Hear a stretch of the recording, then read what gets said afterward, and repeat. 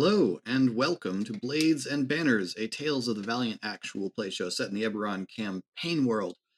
It is Friday, and this is a new episode of the Ship's Log, our Q&A show. As you can see, it's just me today. I'm going to be taking some GMing questions from our players about the campaign so far. Our first question, though, comes from Mia. What made you choose Tales of the Valiant for this campaign?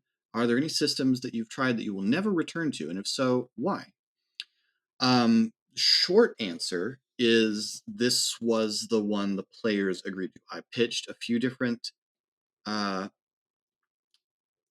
systems that were a little farther away from 5e, and the reaction from some of my players was they really like the giant fistful of spell damage dice feel in D&D, and so didn't want to go to something simpler and more streamlined, more blades in the dark type. And so this was close to Wizards, or close to D&D without being a Wizards product, because I didn't want to do a Wizards product again. And that's how we ended up here at Tales of the Valiant. It was one that everyone knew how to play already. It wasn't a big learning curve, and players generally agreed to it. In terms of the other one, I don't know that I would never go back, but I will probably not run 5th edition anymore. I just feel like I've done it sufficiently. I haven't bought, I bought the Dungeon Master's Guide because I like Dungeon Master's Guides, but other than that, I haven't bought any of the 2024 stuff, and I probably won't. Somebody else is running a game in that, I'll play, but I'm not going to run anything using it. I tried 7th Sea a while back, and it had some neat ideas. I just couldn't quite get into the mechanic, the make 10s thing, and so I probably wouldn't return to that, but I don't know, not necessarily because it's bad, I just didn't really get into the resolution mechanic, and I don't really like games where the GM never rolls. Some people don't mind that at all, but I like rolling dice, and since I run a lot of games more than I play in them, I don't want a game that's not going to let me roll dice.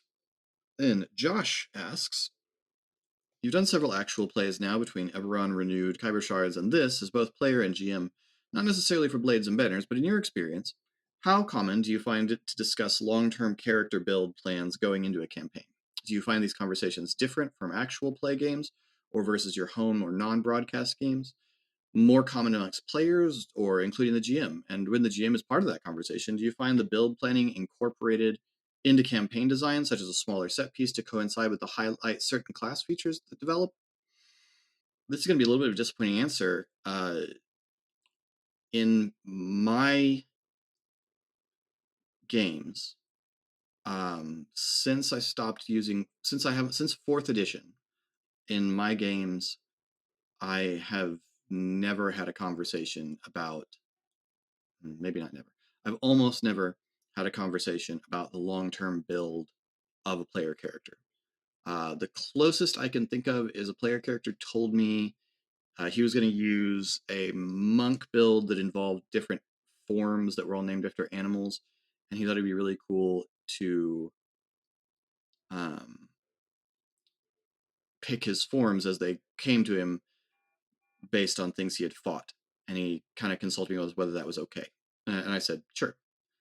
And then to a degree, I tried to give him encounters where he would encounter things that he could tie that to. But that wasn't really a long-term build conversation. It was just something he brought up.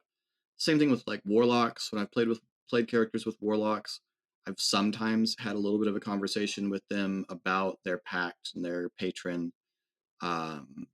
and what kind of relationship sounds appealing to them, but never in the sense of, and then at this level you're going to do this, and this level you're going to do this.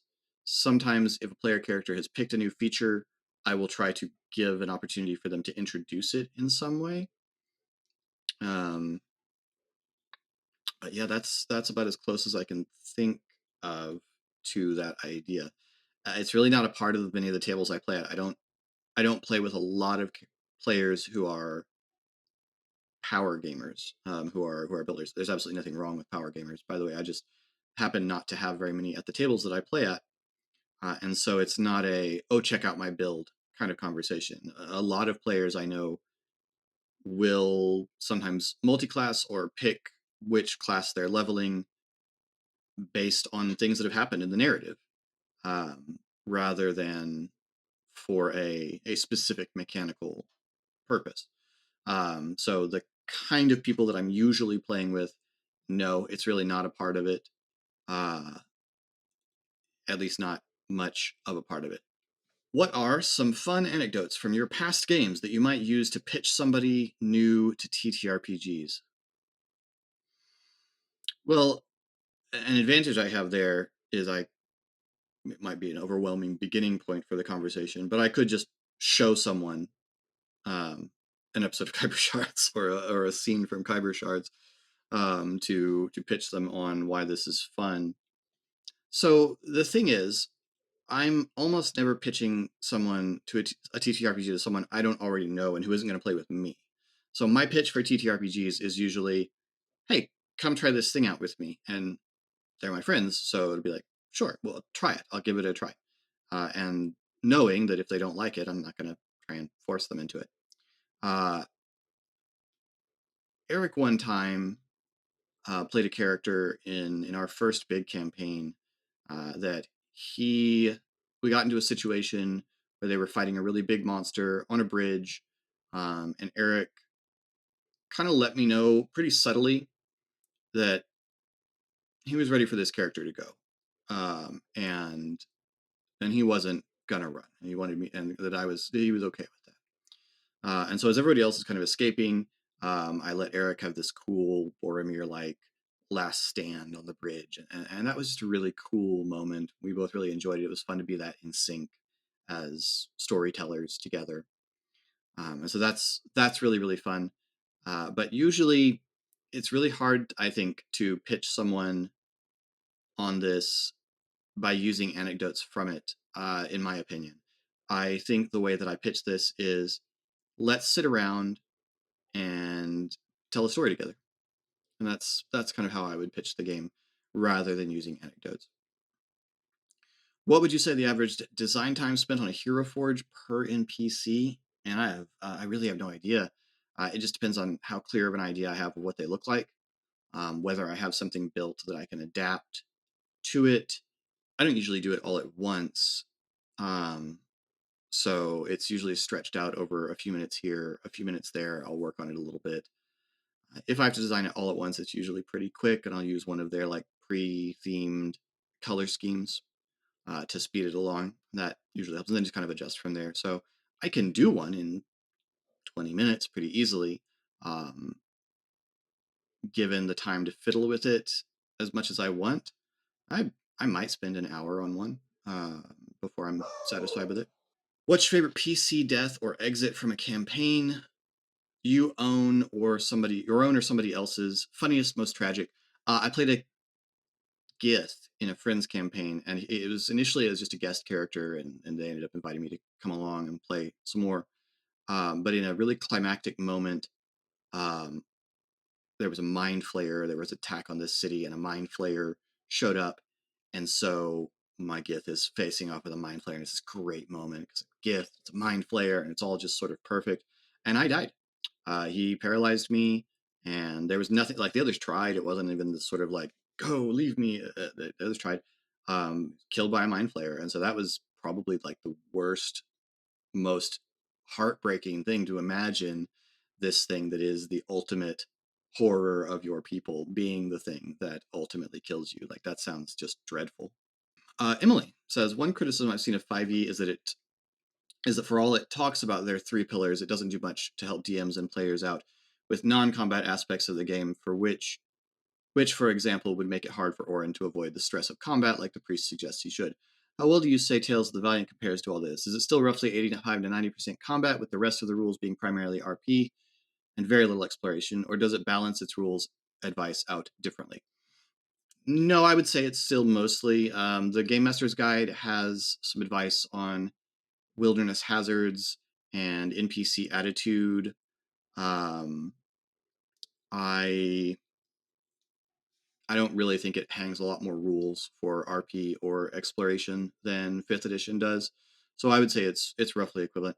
And honestly, having a little more bit of a structured thing for a long journey, I think is nice. But I don't know that I want a lot more rules for roleplay. Um, I know some people do, and I think I'm just very lucky in that the tables I play at have players who want to tell stories, and aren't afraid to try. And so I don't know that it would add anything to a game that I play to have more rules that attached to the idea of role play or to a social encounter. I've borrowed from other systems for things like social encounters for, you know, how long until the NPC is just fed up with you and the combat or the social encounter ends. But that's about as close as I've come to really wanting detailed rules. And even then, I would say I only use them about half the time. So I would say it's still primarily dealing with how to run an encounter with combat, and the rest of it is pretty light on exploration and role playing. But since combat is the part I think needs the most adjudication and is the least easy to just improvise, I'm usually okay with that. And then Emily asks, is the Wild Heart spelled in the Southern Corvarian setting, or do they use the Northern spelling of Wild Heart with a Y? Or do the Principalities use a set of spelling rules that aren't used in mainland Corvair? It's spelled in the Northern way with a Y. Absolutely, it is. Since there are now two characters named Sam, Eliwise's Fire Elemental and Malcolm's Behir, does this make you more reluctant to have Malcolm and Sam show up one day? Alternatively, are you now more likely to have Malcolm and Sam show up because the chaos of having two Sams sound delightfully chaotic? I would say neither. Um, I would be surprised for Malcolm and Sam to be consistent NPCs on this show. Malcolm being a smuggler and sailor, it's certainly plausible for them to show up. But I don't currently imagine that they would be here often enough or long enough for it to actually be confusing, for it to be a problem. So I would say it's neither. You're correct. There would be plenty of opportunity for comedy and antics if they showed up with the two creatures of the same name, especially with both of them being a little bit elemental in nature. That's always, that adds a little bit of a delightfulness to it. So I think I don't think it changes the likelihood. I think the likelihood is still exactly the same as it was before. Malcolm's an extremely plausible NPC to show up just due to his profession, but I'm not concerned with it, especially because Sam being a Bahir, I think he's unlikely to spend a lot of time above deck roaming around. All right. That's all the questions I got for this week. New episodes of Blades and Banner will be out on Monday, and hopefully another ship's log following Friday. Until next time, thanks for rolling with us.